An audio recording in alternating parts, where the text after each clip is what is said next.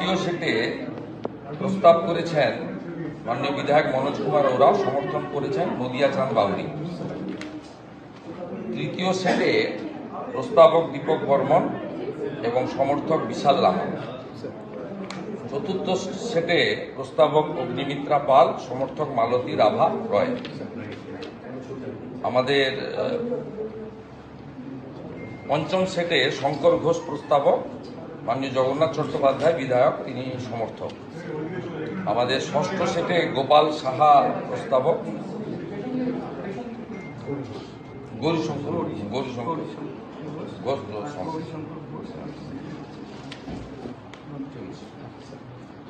Sir, এগুলো আমি accept করলাম আপনার কাছে। আপনি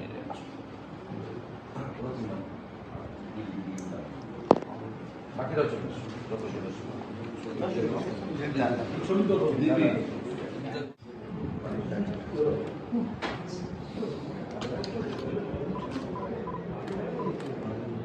আগামীকাল 11টায় নির্বাচন করেননি, তাকে বিধায়ক করতে হবে, স্পিকার করতে হবে, মন্ত্রী করতে হবে, নেতা করতে হবে, এরকম নিষ্ঠাবান একজন কর্মীকে ভারতীয় জনতা পার্টি আজকে রেকগনাইজ করেছে। তিনি পেশায় এবং সবচেয়ে বড় কথা হচ্ছে এই পথটা চালানোর জন্য রাজনৈতিক অভিজ্ঞতা এবং উচ্চশিক্ষারও কিছুটা দরকার রয়েছে।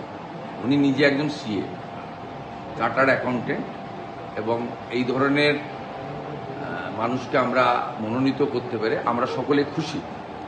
এবং উনার চালানোর ক্ষেত্রে আপনাদের সকলের সহযোগিতাও আমরা চাইব এবং আশা করব পরম্পরা মেনে। এখানে স্পিকার নির্বাচন কোনোদিন হয়নি।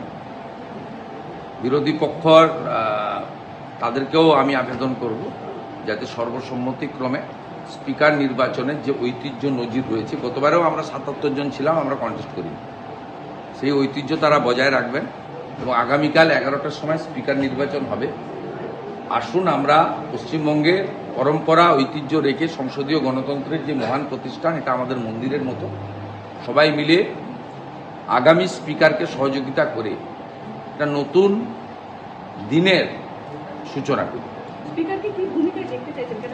আপনারা সবাই দেখতে পাবেন 2011 সালেও প্রথমবার নির্বাচিত হয়ে বিমান বন্দ্যোপাধ্যায় ওই চেয়ারে বসেছিলেন।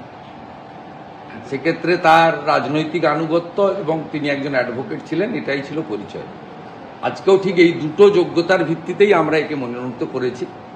তার রাজনৈতিক অভিজ্ঞতা এবং আনুগত্য, তার বিচারধারার প্রতি সমর্পণ এবং সিএ হিসেবে উচ্চশিক্ষা। খুব ভালো স্পিকার পাবেন। অন্তত বিরোধী দলনেতাকে 11 মাস বিধানসভার বাইরে ফেলে দেবেন না।